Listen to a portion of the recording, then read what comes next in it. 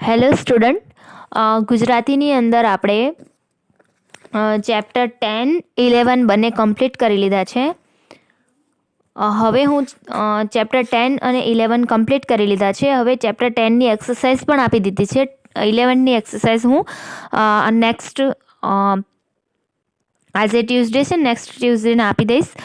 અને આજે આપણે ચેપ્ટર 12 કરીશું. એના પછી હું તમને એક લેટર પણ સેન્ડ કરીશ અને એ પછી હું તમને ડેટ આપીશ. એક વીક પછી જ તમે પ્રિપેર રાખજો. અત્યારે ચેપ્ટર 10 અને પહેલાં ખાલી ચેપ્ટર 10ની આપણે અને ચેપ્ટર 11 બંને રેડી રાખજો. ગમે ત્યારે એ બંનેની હું ટેસ્ટ લઈશ. એનું તમને એડવાન્સમાં 2-4 દિવસ પહેલાં કહી દઈશ, પણ હમણાંથી તમે પ્રિપેર રાખજો. અત્યારે આપણે ચેપ્ટર 12 કરીશું. ચેપ્ટર 12 જે છે એનું નામ છે રાવણનું મિથ્યાભિમાન. બરાબર. હવે આ જે છે રાવણનું મિથ્યાભિમાન એટલે રાવણની અંદર જે અભિમાન હતું એ તૂટ્યું એના વિશે છે. બરાબર. તમને ખ્યાલ હશે કે હકીકત આ સ્ટોરી રિયલ છે, કોઈ કાલ્પનિક નથી. ગિરધર એના લેખક છે. એ ગિરધર જે છે એમનો જન્મ વડોદરા જિલ્લાના માશર ગામમાં થયો હતો. બરાબર. એમના પિતાનું નામ ગરબડદાસ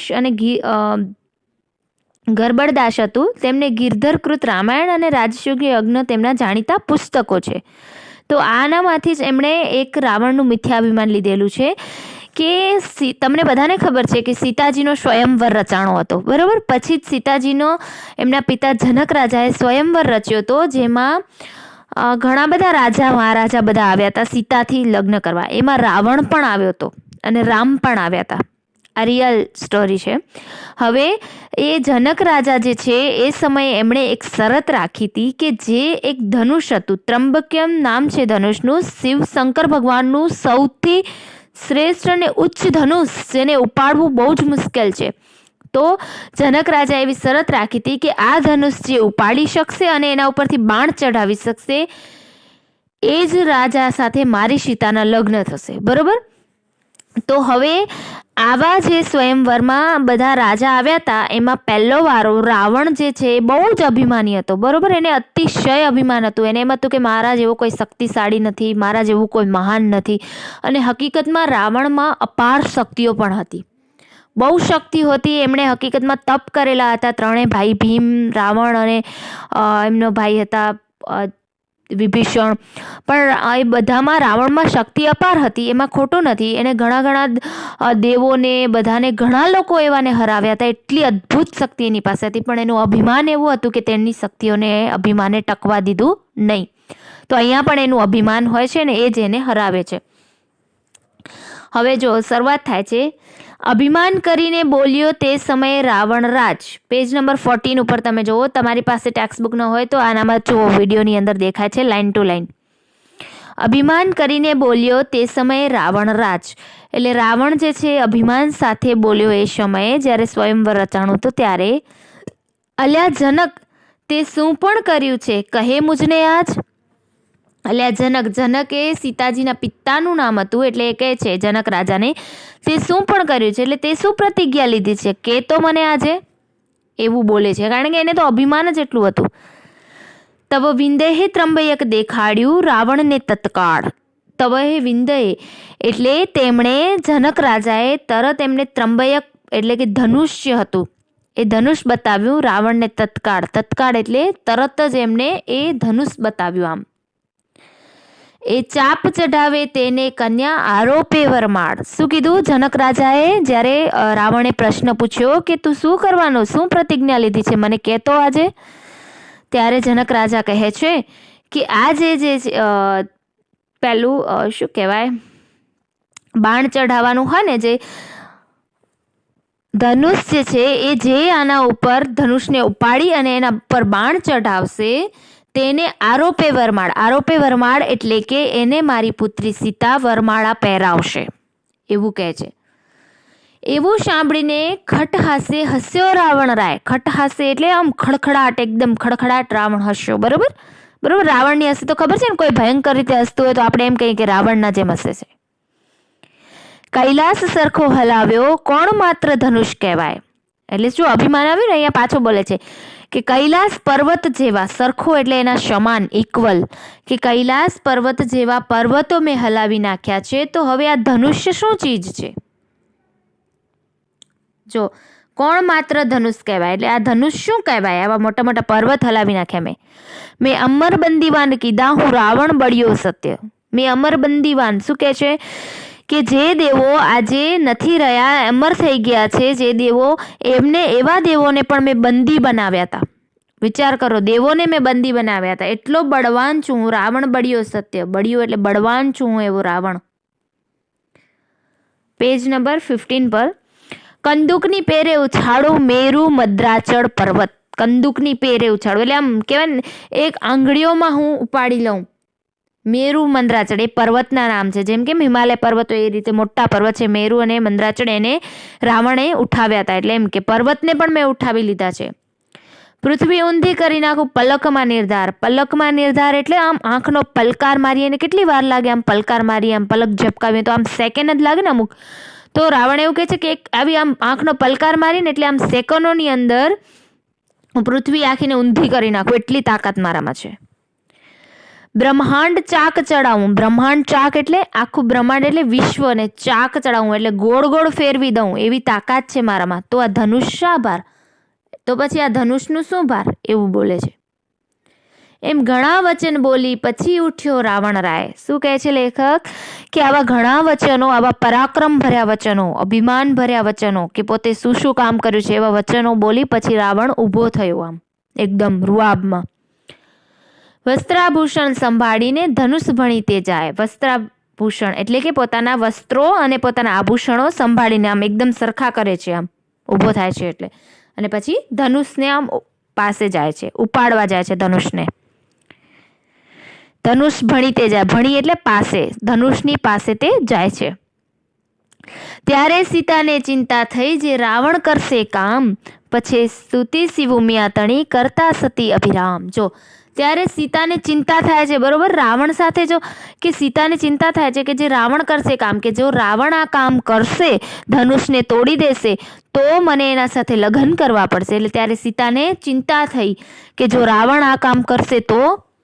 ને નીચે પછી શું કહે છે? પછી સ્તુતિ શિવુમિયા તણી કરતા સતી અભિરામ, કે પછી સ્તુતિ એટલે પછી પોતાના મનની અંદર શિવ અને ઉમિયા એટલે શિવ જે હતા, શિવ અને પાર્વતી, ગૌરીશંકર જેને આપણે કહીએ, આખા સૃષ્ટિના સર્જનહાર શંકર ભગવાન, એની સ્તુતિ તે પોતાના મનમાં કરતા સતી અભિરામ. એટલે અભિરામ એટલે સ્તુતિ કરવી, આમ મનની અંદર ભગવાનને આપણે યાદ કરીએ ને મુશ્કેલીના સમયમાં, એમ ત્યારે સીતા માતા મનની અંદર શંકર ભગવાનને યાદ કરીને શું કહે છે કે મહારાજ શિવ સંકટહરણ. મહારાજ શિવ સંકટહરણ એટલે ભગવાન શિવ સંકટહરણ એટલે દુઃખને દૂર કરનારા. રાખજો મારી લાજ એટલે મારું માન રાખજો, મારી લાજ રાખજો, એવું એ મનમાં સ્તુતિ કરે છે. શું કહે છે કે હાલે નહીં રાવણ થકી ત્રંબક તમારું આજ. ત્રંબક તમારું આજ એટલે એ તો ભગવાન શિવનું ધનુષ હતું ને સૌથી ભારે, કે આજે રાવણ કનેથી હલે પણ નહીં, સે જે ખસાવી પણ ન શકે રાવણ, એ જે હતું ને ધનુષ એને, એવી મારી લાજ રાખજો. એમ સીતાના મનતણી ચિંતા જાણી રામે, એ રામ ભગવાન એની સીતાના મનની એ ચિંતા જાણી લીધી. કરી વિકટ દ્રષ્ટિ ધનુષ ઉપર થયું ગૌરવતે. એટલે રામ ભગવાને શું કર્યું? દ્રષ્ટિ આમ તીક્ષ્ણ નજર, વિકટ એટલે તીક્ષ્ણ નજર, આમ એકદમ નજર ધનુષ તરફ કરી. અને ભગવાન રામ તો જે ધારે એ કરી શકતા હતા ને, એટલે એમણે એવી દ્રષ્ટિ કરી, એવી નજર કરી, એટલે ધનુષ જે હતું ને એનું ભાર વધી ગયું. ગૌરવ તે એટલે એનું ભાર એકદમ વધી ગયું. જે એક તો એ ભારી હતું અને એનાથી ડબલ ભારી થઈ ગયું. રાવણે આવી બાથ મારી વિષ કરશું ત્યાંય. એટલે રાવણ આવ્યો અને પોતે આમ બાથ ભરી, વિષ કરશું ત્યાંય. વિષ કરશું ત્યાંય એટલે 20 હાથોમાં જેટલી તાકાત હોય ને એટલી તાકાત ખાલી રાવણના 2 હાથમાં હતી. એવી તાકાતવાળા હાથોથી આમ બાથ ભરે છે એની ધનુષની.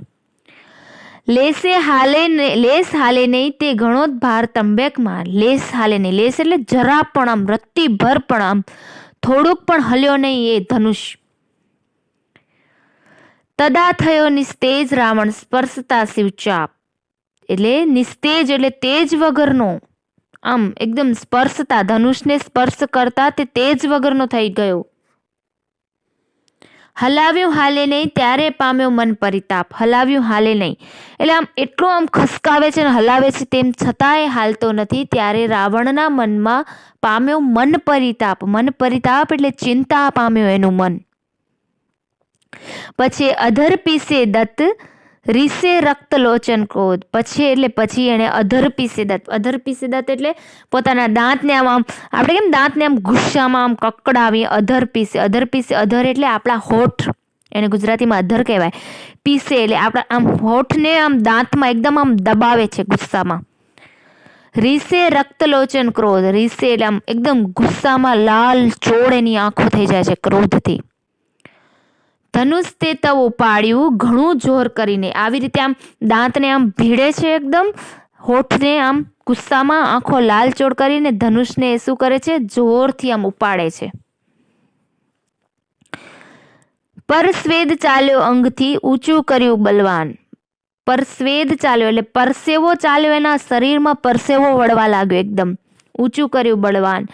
બલવાન એટલે આમ જ્યારે ઊંચું કરવા જાય છે ને બળથી એકદમ, ત્યારે એના શરીરમાં પરસેવો થઈ જાય છે. ઘણો શ્વાસ ચઢ્યો સુરને થયું મન ઘણું અભિમાન. એટલે આમ એકદમ પોતાના અંદર શરીરમાં શ્વાસ ચડે છે અને પછી અભિમાન પણ આમ કરે છે એકદમ. ઊભું કર્યું જવ ધનુષ્યને અતિ બળ કરી મહાકાય. આમ ધનુષને પૂરું કર્યું. જવ એટલે જ્યારે એકદમ તાકાતથી આમ ઊભું કર્યું, આમ બહુ જ તાકાત સાથે. જો આ ઊભું કર્યું જવ ધનુષ્યને અતિ બળ કરી મહાકાય. આમ પોતાની જેટલી કાયામાં બળ હતો એ બધી જ કાયાથી આમ એકદમ આમ ઊંચું કર્યું ધનુષને. કર માહેથી લથડ્યું તદા. કર માહેથી, કર એટલે હાથ, હાથમાંથી એ લથડી પડ્યું એટલે સરી પડ્યું. એના હાથમાંથી એ સરી પડ્યું. તદા તવ પડ્યો રાવણ રાય. અને તદા એટલે ત્યારે, ત્યાં, તવ એટલે ત્યાં, પડ્યો રાવણ રાય એટલે રાવણ રાજા પણ ત્યાં પડી જાય છે. પૃથ્વી ઉપર પડ્યો 10 મુખો થયો પૂર્ણ પ્રહાર. બરોબર કે પૃથ્વી ઉપર પડ્યો 10 મુખો. 10 મુખો એટલે 10 એના રાવણના માથા હતા, એ 10 માથા સાથે પડ્યો પૃથ્વી પર. થયો પૂર્ણ પ્રહાર. પૂર્ણ પ્રહાર એટલે પૂરો જાણે પ્રહાર થયો. આમ એણે એકદમ આમ કહેવાય ને પોતાનું બળ લગાવેલું હતું, એ બળ જાણે ત્યાં પૂરો થયો. તેની ઉપર પડ્યું ત્રંબક ચપાયો તેણી વાર. શું કહે છે કે તેની ઉપર પડ્યું ત્રંબક. જ્યારે એ નીચે પડે છે અને એના ઉપર એ ત્રંબક એટલે ધનુષ રાવણ ઉપર પડે છે. ચપાયો તેણી વાર. ચપાયો એટલે દબાયો. તેના નીચે એ દબાઈ જાય છે. નીચે રાવણ ઉપર ધનુષ્ય આખું પડે છે એટલે એના નીચે તે દબાયો. તે ભડાકો સબડો થયો ઘણી ઉડી રજતે ઠાર. તે ભડાકો શબડો થયો. ભડાકો એટલે એના ઉપર ધૂળ ઉડી છે, રજ ઉડે છે. રજતે ઠાર એના ઉપર આખો બધી ધૂળ ને રજને ઉડે છે આમ, કારણ કે આટલું મોટું ધનુષ કોઈ ઉપર પડે તો. રુધિર ચાલ્યું મુખ થકી કચ્ચર થયો નિર્ધાર. રુધિર ચાલ્યું એટલે એના મોઢામાંથી લોહી નીકળે છે. કચ્ચર થયો નિર્ધાર. કચ્ચર એટલે આમ તેજ વગરનો, ઘવાઈ ગયો હોય જાણે, આમ સાવ લથડ ફથડ હાલતમાં એવો થઈ ગયો. પોકાર કરતો બોલ્યો એટલે રાડો કરતો બોલ્યો રાવણ. તમે સુણો સર્વેજન. તમે સુણો સર્વેજન એટલે બધા લોકો સાંભળો. જો અહીંયા છે સુણો સર્વેજન એટલે બધા લોકો સાંભળો. હું દબાયો છું, મને કાઢો થાય પીડા તન. એટલે હું દબાઈ ગયો છું નીચે, મારા તનમાં એટલે મારા શરીરમાં પીડા થાય છે, તમે મને કાઢો. અરે જનક મુજને કાઢવેલો જશે મારા પ્રાણ. એટલે પછી જનક રાજાને કહે છે, સીતા માતાના પિતાને, કે જનક રાજા તું મને કાઢ વહેલો એટલે જલ્દી કાઢ, જો જશે મારા પ્રાણ. એટલે જો હું મૃત્યુ પામીશ ને તો કુંભકર્ણ ઇન્દ્રજીત તુજને મારશે નિર્વાણ. નિર્વાણ એટલે જરૂર, ચોક્કસ, કે ચોક્કસ તને કુંભકર્ણ એનો ભાઈ હતો બરોબર રાવણનો. ઇન્દ્રજીત એનો પુત્ર હતો, કે જો તું મને કાઢ, જો મારા પ્રાણ જશે ને તો તને મારશે ઇન્દ્રજીત અને કુંભકર્ણ, જરૂર મારશે. નિવરણ એટલે જરૂર મારશે.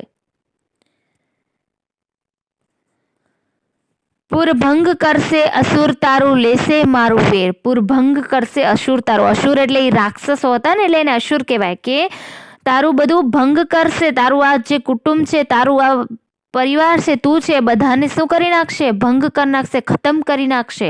લેશે મારું વેર એટલે તું મને મારીશ, એનો બદલો લેશે તારા પાસે. પામું નવો અવતાર જો જાઉં જીવતો મુજગેર, કે તું મને મારા ઘરે હું બરોબર રીતે જઈશ તો જ હું નવો અવતાર પામીશ, નહીં તો તારું વેર થશે. એમ તે સમય ચંપાયો રાવણ થયું દુઃખ અપાર.